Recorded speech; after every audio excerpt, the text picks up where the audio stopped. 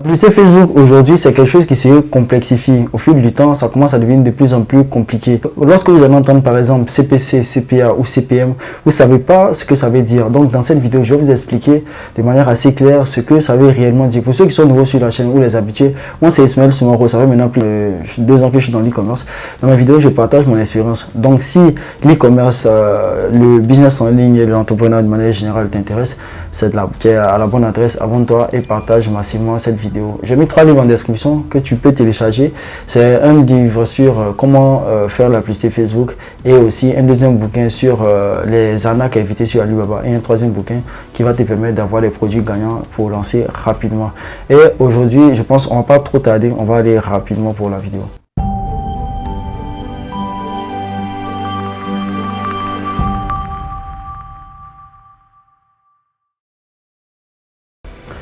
Ok, comme je disais dans la vidéo, ce que j'ai remarqué des personnes que par exemple j'ai discuté avec certaines personnes, et puis j'ai rendu compte qu'il y a beaucoup de termes qu'ils ne comprenaient pas. Lorsque j'ai essayé d'expliquer la publicité Facebook et je disais par exemple Ad7, quand je disais par exemple CPM, quand je disais par exemple CPC, quand je dis par exemple certaines choses, il y a beaucoup qui ne suivent pas forcément. Donc j'ai décidé de prendre certains thèmes. Je vais faire plusieurs vidéos comme ça pour expliquer ces thèmes en question. Donc aujourd'hui j'ai décidé de prendre 10 que je vais expliquer pour que la plupart des personnes comprennent un peu. D'accord. Le premier thème que j'ai, le premier lexique, je dirais, c'est ce qu'on appelle campagne. La campagne, c'est la structure qui organise tout ce qui est comme publicité. Donc c'est extrêmement important. Lorsqu'on m'a dit lancer une campagne, c'est simplement tout ce qui va vous aider à généralement organiser toutes vos publicités et tout ça. Donc pour vous montrer la campagne, qu'est-ce que c'est?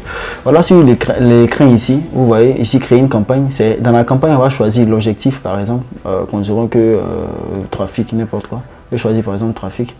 Ouais. Lorsqu'on va cliquer ici sur campagne, avant d'aller faire toutes ces choses en détail, si on ferme là, vous allez voir ici, on a écrit ici campagne. Campagne, c'est dans la campagne, il y a l'ensemble de publicités ici. Et puis il y a la publicité ici. Donc généralement, ça c'est une nouvelle campagne. Donc on dit organiser une campagne, c'est plus ou moins ça. La campagne se structure comme ça. Donc c'est dans ce bloc là, il y a tout cet ensemble là.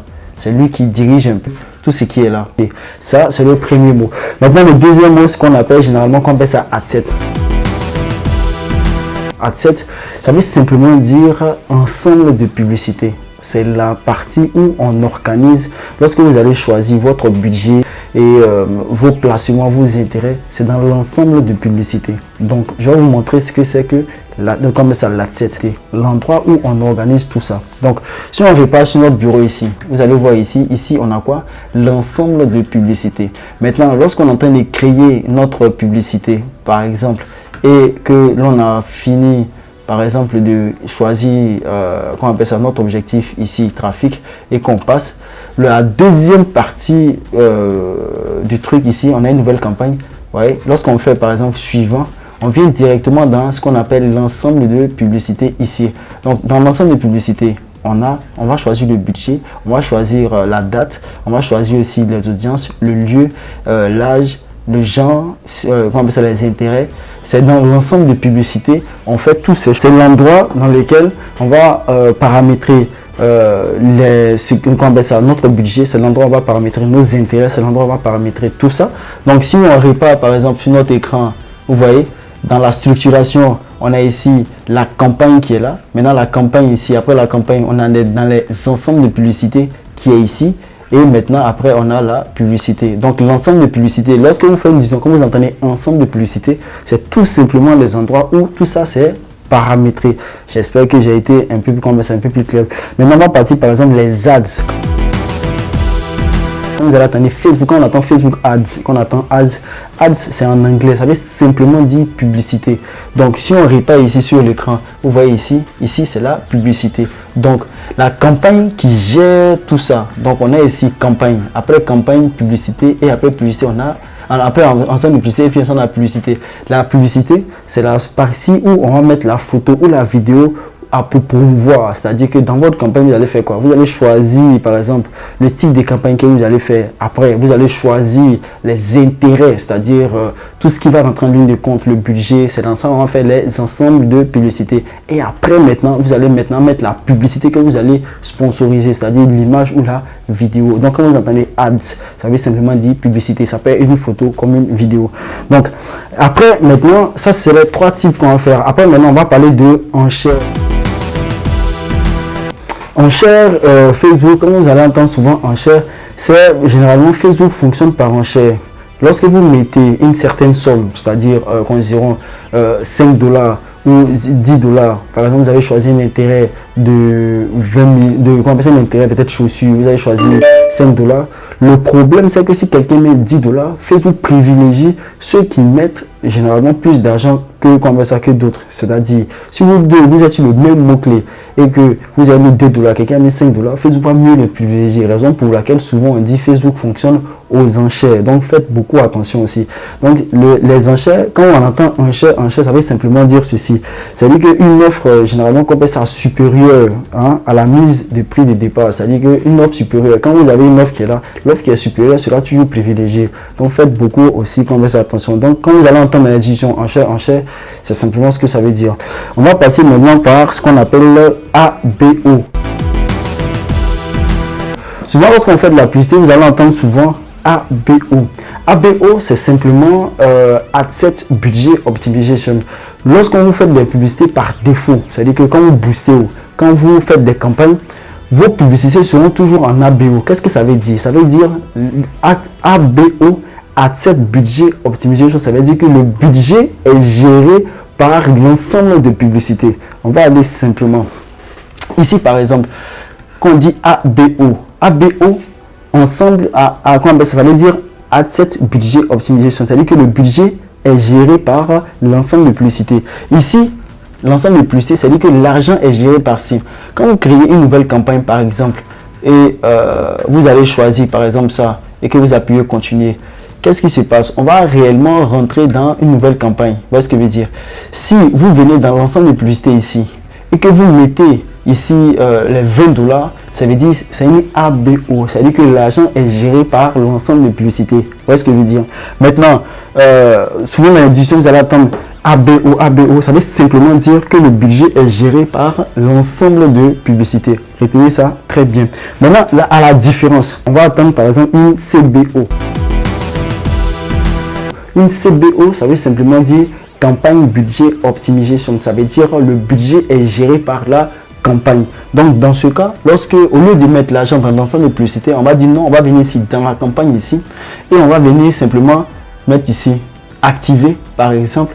Vous voyez, optimisation du budget de la campagne, vous allez mettre ici de l'argent. Là maintenant, c'est plus l'ensemble de publicité qui gère l'argent, c'est la campagne maintenant qui gère l'argent. Il y a une différence comme ça entre les deux. Donc quand vous allez entendre CBO, ça veut dire que le budget est géré par la campagne. Quand vous allez entendre ABO, ça veut dire que le budget est géré par l'ensemble de publicités. Donc vous devez garder ça comme ça en tête pour ne pas qu'il y ait une certaine confusion. Donc lorsque quelqu'un va vous dire ABO, vous devez savoir automatiquement que l'argent est géré par l'ensemble de publicités. Quand vous allez entendre CBO, c'est que l'argent est dirigé par la campagne. Ces deux manières de gérer des campagnes ont leurs forces et leurs faiblesses. Je vais faire une vidéo pour vous expliquer exactement qu'est-ce qu'une CBO et qu'est-ce que c'est une ABO. Le prochain, on va parler comme ça des intérêts. Les intérêts, généralement, Facebook, qu'est-ce qu'il fait? Lorsque vous connectez nouvellement sur Facebook, qu'est-ce que Facebook va faire? Il va simplement voir votre centre d'intérêt. Ça va dépendre de ce que vous allez cliquer. C'est-à-dire que si vous cliquez par exemple sur les choses de chaussures et que vous aimez les chaussures, vous cliquez sur les pages de chaussures, il va estimer que vous êtes quelqu'un, vous êtes intéressé par les chaussures. Ou moi par exemple, quand je regarde beaucoup les choses de marketing, il va considérer que moi je suis une personne par exemple qui a un centre d'intérêt de comme ça marketing. Donc il va me catégoriser par rapport aux intérêts. Donc quand vous allez entendre intérêt, c'est une manière Facebook de pouvoir nous catégoriser en fonction de nos centres d'intérêt, en fonction de ce que nous aimons, pour pouvoir mieux faire la publicité assez ciblée. Donc le fait d'intérêt, c'est juste ça. Après ça, après les intérêts, on va passer maintenant au CPM. C'est quelque chose que vous allez entendre assez couramment. Le CPM, ça veut simplement dire le coût par 1000 impressions. C'est la base de facturation de Facebook. Facebook fonctionne par impression. Chez lui, quand il fait 1000 affichages, par exemple, ça veut 5000 affichages comme ça, il facture peut-être 2 ou 3 dollars. C'est comme ça, il fait la base de facturation. Donc, c'est la base de facturation de Facebook. 1000 impressions, il peut vous facturer souvent 2 dollars, 3 dollars. C'est des choses que vous devez comprendre pour souvent voir si vos publicités sont chères ou pas. Donc, pour voir ça, c'est ici. Ici, par coût par impression, c'est-à-dire on a CPM, coût par 1000 impressions. Donc c'est quelque chose, c'est une base de facturation de Facebook. Donc ça vous peut, lorsque quelqu'un va vous dire le CPM faisait par exemple fait 2 ou bien le CPM peut-être est 3, ça vous dit que quand Facebook fait 1000 affichages, il vous facture peut-être 2 dollars. Ou bien qu'il fait 10 000 affichages, il vous facture peut-être 3 dollars. Il y a une base en Afrique ici que vous ne devez pas réellement commencer à dépenser. Quand vous êtes chiffré trop cher, vous comprenez que peut-être vous avez un souci avec votre compte et tout ça. Donc c'est des choses que vous devez comprendre. Le CPM, ça veut simplement dire le coût par 1000 impressions. Le prochain, on va parler de CPC. Le CPC, ça veut dire le coût par clic. Voilà ce que veut dire, c'est lorsque quelqu'un clique sur votre publicité, combien Facebook vous facture par rapport à ça. C'est la notion que vous devez comprendre aussi pour pouvoir lire de manière assez claire vos publicités ou bien vos données. C'est extrêmement important. Maintenant, le dernier point, c'est simplement le pixel Facebook. Beaucoup de personnes ne savent pas qu'est-ce que c'est le pixel Facebook. Le pixel Facebook, c'est juste un bout de code que vous allez copier sur Facebook et que vous allez mettre sur votre site internet pour pouvoir, qu'on appelle ça, pour pouvoir enregistrer toutes les données. Pour faire simple, c'est comme si vous avez mis un espion pour pouvoir prendre des notes sur toutes les personnes qui vont rentrer dans votre boutique. C'est tout le principe du commerce du pixel Facebook. Donc, lorsque vous allez entendre pixel, mais ça ne fonctionne que lorsqu'on a un site internet. Parce que c'est pour voir toutes les personnes qui visitent le site, qui est-ce qui est venu, quel type de produit il a acheté, si par exemple il est venu à quel moment, si quelle page il a regardé, il va noter tout ça. Ça va vous permettre maintenant de recibler ces personnes-là si éventuellement vous avez besoin de vendre encore vos produits aux personnes qui sont déjà passées sur votre site internet. Donc c'est un peu ces notions-là que vous devez comprendre. Je vais essayer de faire plus de cours sur certains lexiques parce que c'est pas fini, hein. Il y en a encore des tonnes pour que vous ayez, je dirais, une certaine notion de comment ça passe, de comprendre réellement la pub Facebook, parce qu'il y a l'impression que beaucoup font ça un peu à l'aveuglette. J'ai toujours dit, il faut mieux comprendre quelque chose, un outil. Lorsqu'on comprend réellement un outil, on arrive à l'utiliser de manière optimale.